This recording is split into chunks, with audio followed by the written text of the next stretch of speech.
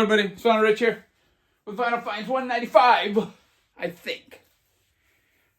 I was thinking I might wind down and kind of stop at 200, but I kind of doubt it. I'm still buying stuff, and I don't see that changing, although I am selling way more than I'm buying.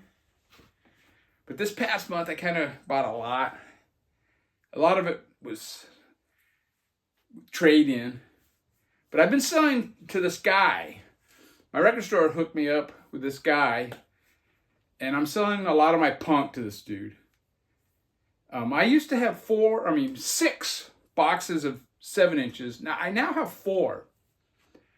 One of the boxes was rare punk rock records, and I've sold a lot of my old punk rock. I'm still hanging on to my, Black Flag, Anti-Scene, G.G. Allen. But I haven't sold this one. That was VCLT given to me from Randall Weaver. And I'll hang on to that one, man. And I sold another box, which was kind of a lot of 80s and 90s kind of independent punk bands and other types of, independent stuff that sells for like $10 or less. There were a few that were like in the 10 to 20, and then there were a few that were 20 and above. And I sold that box for $220. Now that first box, I've made quite a bundle off of that one. But anyways, let's show what I have picked up. Sharon Is Karen. And what's the name of this thing? Heart of the World. This I showed in my last Vinyl Finds, but I had not listened to the album. I had only streamed it once. I've listened to it now, and I feel like I can talk about it. At first, it hit me like kind of like that late 70s, early 80s vibe to it. But with the guitars kind of have more of a 90s feel,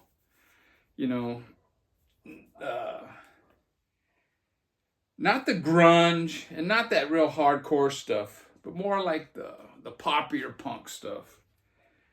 The Vinyl Potato would dig this album. Now, I really like it. It's not necessarily my wheelhouse. I have a lot of this kind of stuff, but it's not what I seek out that much anymore.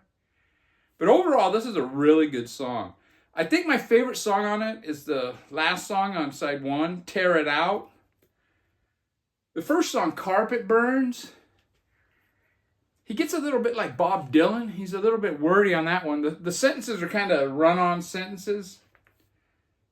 But overall, it's a really good album. It seems like side 2 is a little slower than side 1. But I really dig the first song, Rule Number 9 on side 2. But overall, I dig this album. And I know a lot of people out there would dig it. If these guys were a mainstream artist, that thing would be selling millions, And this is what the vinyl looks like. Pretty cool. Pretty cool label design. As some people call it, center labels. Well, I bloody well hope they're in the center. If they're not, they're going to be on the grooves. Now, I got another record here from a VC member, and it's Bill from Bill's Box of Sound. Now, I remember when he talked about this, and I go, man, I should get that. And then, I don't know, a year or so ago, Metal Theologian showed this, and I go, man, I should get that. And I never did, And I looked it up 2 weeks ago or so. I think I got it about a week ago. And I go, man, he's still got it. I pulled the trigger on it. It's Spudlok. BIH is the name of the record, I guess. And it's original recordings made between 1988 and 1999. Now, this is cool, man. It's basically two dudes. This one's Bill. Though I didn't really recognize him that much in this picture. I recognize him in this one more. With the giant fork. And here. That's the lyric sheet. Yeah, this is really cool, man. This is two dudes probably in their house. I don't know. And there's a lot of guitars, a lot of kind of like electronic keyboards and the drums. It said on here, I think the one guy plays drums and bass and Bill plays the guitars and sings. Or they might both sing. I don't know. I forgot. I did read it, but I'm a dummy. This is cool, man. In fact, there on side 2, there's a song, Ode to Janik. Jandik, or however you said. Now, people that follow independent or private press stuff, they know who Jandik is. I only found out about him through the documentary that was made about him. And this was what? 88 and 92? I definitely did not know about him back then. It was more like 2000 when I found out about it. So that's a step in the right direction for this. These guys were very cool. And it's left to center. I guess left to center, if you're looking at me, that's what it would look like. Kind of weirdo stuff. Kind of early Devo-ish, kind of. But yeah, this is really cool, man. I really dig this a lot. It's not for everybody.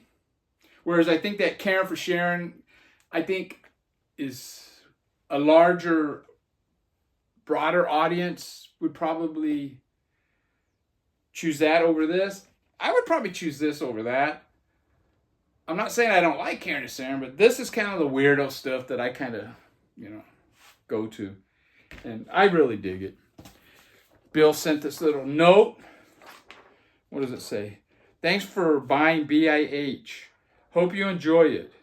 Me, continuing to enjoy your videos. They're the greatest in the VC. Later, Bill. Wow, thank you, Bill. And this is what the vinyl looks like. Very cool, man. You can check it out on Bandcamp. If it's on, if either one of those are on YouTube, I'll leave a link to both of them. And you decide. Now, most of these other ones, either I bought online. Well, I ordered both of those through Bandcamp. But these other ones, no. It's either Discogs or Going Underground Records. And this one is a record I'm very familiar with. I have the CD. It's Melody's Echo Chamber. I used to listen to, when I worked graveyard at the Miller Brewing,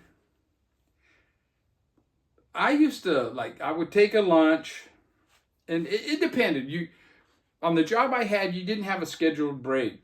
You took them when you could.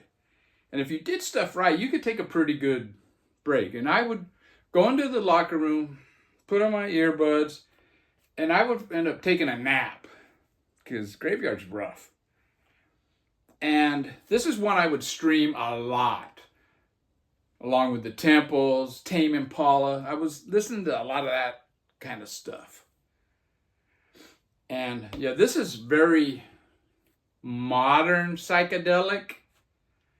And I don't mean it's like a modern band trying to sound like a 60s. No, this is modern sounding, but it's definitely a psychedelic vibe to it. It's very echoey, and I don't know if it's reverb or not. I'm not up to all the terms. But this is fantastic. It starts out with I Follow You, and even my wife likes it, which I was surprised. And then it crystallized, which is a fuzzed out, just psych masterpiece. It's fantastic. And I believe on that song, she has a guy on guitars. I think she plays almost all the instruments, if not all the instruments. It's fantastic. I do have one other album by her. This came out in 2012. Yeah, 2012 on Fat Possum Records. I highly recommend this. You can get this for cheap. I paid I believe it was $18 for this, brand new. And this is the insert, which is, it's pretty much a waste of an insert. It's got a little bit of info right here and a blow up of her two eyes on the front cover photo. But the album is pretty, the center labels, I think it works better. Pretty cool, man. On this side, you got the sad face. And the sad face is side 1. And then this side is the happy face. That's side 2. I didn't know that at the time, but when I put the records on, I knew right away. Because like I said, I'm very familiar with that. I do have another one of her records. It's up there somewhere. And it sounds kind of different than that. Now, these next 4, I believe it's 4, could be 5, are all 60s. So if you hate the 60s, check out now. But the first one I'm going to show probably my favorite of the bunch first. I know a lot of people, they like to save their grill or their best one for last. I don't do that. But I do like all these. And this is the West Coast Pop Art Experimental Band Volume 2. And I think it's actually their 3rd album. I have Part 1. This is when they went to a major label. Reprise? Yeah. And there's the 3 dudes. This is I think he was the singer, and he was like recruited all the other guys for the band. But this is fantastic. 60s Psych. This band is great, man. I have 2 of their other albums. I have the one that came out before this, the one that came out after. I've never heard their first album, which was on a small independent label. And then there's the last one that I know of where there's a little girl on the cover or something about your daddy or something. I've heard that one. I don't dislike it, but it's not as good as the 3 that I have. And this might be the best of the bundle, man. This is fantastic. As a motorcycle drives by. And this thing is near mint, man. It is dead quiet. Unbelievable. Whoever owned this, I don't think it was played. I mean, there's no spindle marks. There's nothing. And like I said, it's dead quiet. And yeah, this is fantastic. US Psych, LA Psych. Fantastic stuff. Now, this next one is another LA Psych band. And it's Love, their 2nd album, Da Capo. I've had their first album for a long time. I think I finally got Forever Changes maybe a year or so ago. And this was at Going Underground Records, and it was, I don't know, it wasn't very much. Picked it up, man. I would say it's a VG+. It's a good keeper. Side 1 of this, to me, you could argue that's the best single side of a Love album of the first 3. You know, it's fantastic, man. Side 2 is Revelation. It's almost like a 19-minute song. It's not bad, but it's not to the caliber of side 1. It starts out kind of like a boogie song, or I don't know, a rock blues boogie, I don't know. And then they kind of jam. There's even a drum solo if I remember right. But okay, the one thing I do remember that when you first put it on side 2, it's like it sounds like it's sped up, like it's on the wrong speed. I thought, oh, I got it on 45, and I look, no, it's not. But then it goes into the jam. But yeah, side 1 has Stephanie Knows Who, 7 and 7 Is, which is one of their, I remember that song on the radio. And then side 2 ends with She Comes in Colors, which I think was an answer to She's a Rainbow by the Stones. But yeah, this is fantastic, man. Side 1 of this is as good as it gets for LA 60 psychedelic. And it's on this Electra. And yeah, very cool to get that, man. It's not near mint like the West Coast Pop Art Experimental Band, but it's very good. I mean, there's little crackling in between the songs. And once the song goes, you don't hear it. At least on my crappy stereo. Now this next one, I bought it at the same time I got the Love album, and this is Los Bravos, Black is Black. I knew that song, My Baby's Never Coming Back or something, or I don't know. I'm not a words guy. And that's the first song in side one. This album compared to the other two, this is more mainstream. It has horns and I think even strings, and it's more aimed towards AM radio than those other two albums. But I dig this stuff, man. And it even has a song called I Don't Care, predating the Ramones. But not predating the Buck Owens, I Don't Care. But yeah, this is cool, man. It's more commercial than those other two psych albums I showed. And it's on Press Records. Very cool.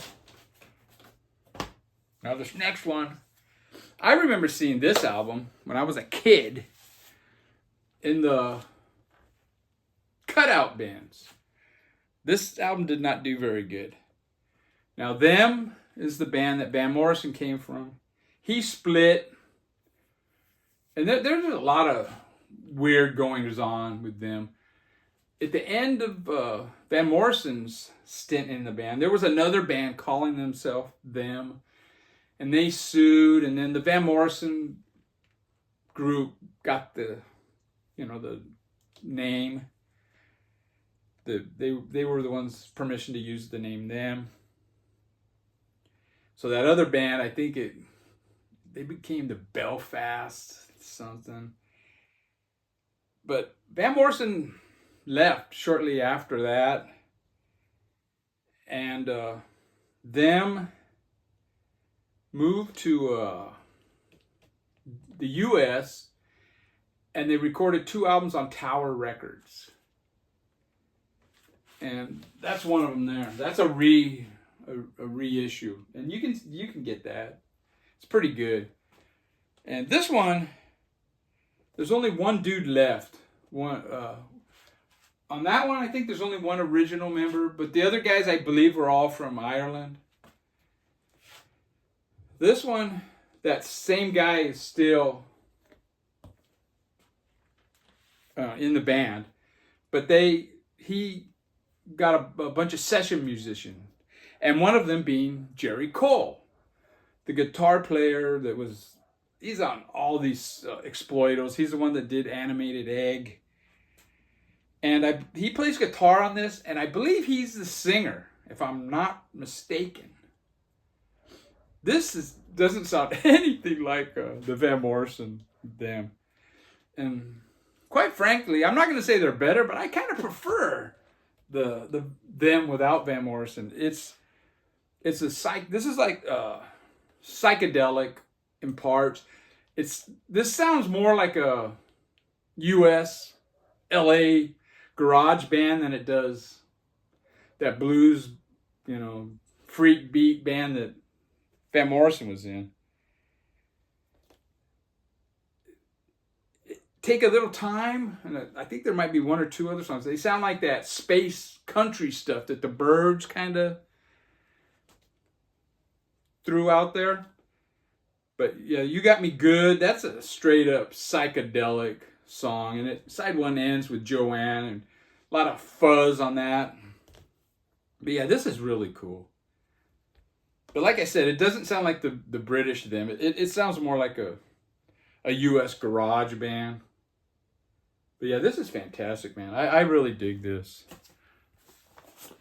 And it's on the Happy Tiger label. I guess after they made the 2 albums with Tower, they made 2 albums with this Happy Tiger, and then I think they faded away. And finally, I'm gonna end it with a banger. It's been a big need of mine. I've never see this used in the stores. I've ordered it online before, and the seller sent me Untitled by the Byrds, and I already had that one, but it's Younger Than Yesterday. This is the only Byrds album that I didn't have. And I saw a near mint copy for very cheap. And I jumped all over it, and I just crossed my fingers and said, I hope, he sends the right record. And he did. And I would say it's better than The Love by far, but it's not like dead mint like the West Coast pop art experimental band. But yeah, this is very good. Very great shape.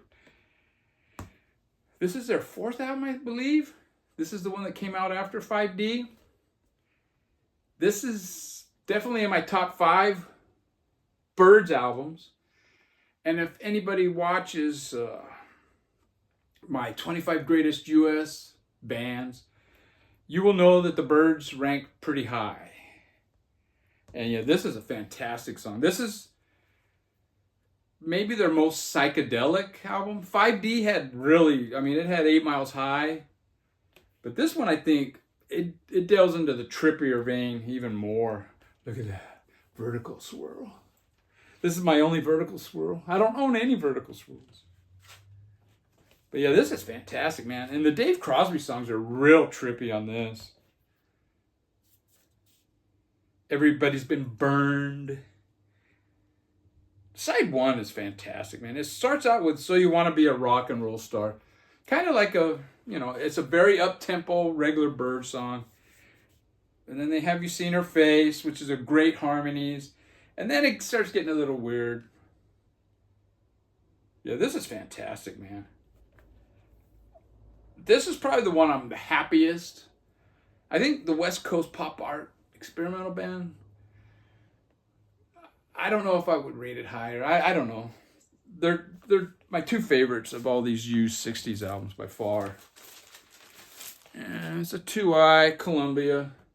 Fantastic, man. There are no hairlines or nothing. And a lot of times the hairlines are just superficial, and a record can sound great with hairlines. It's when the scratch gets into the groove that it's a problem. Anyways, I really love all these albums, and I'm so happy. Music makes me happy. Take care, everybody. All right. Let's go.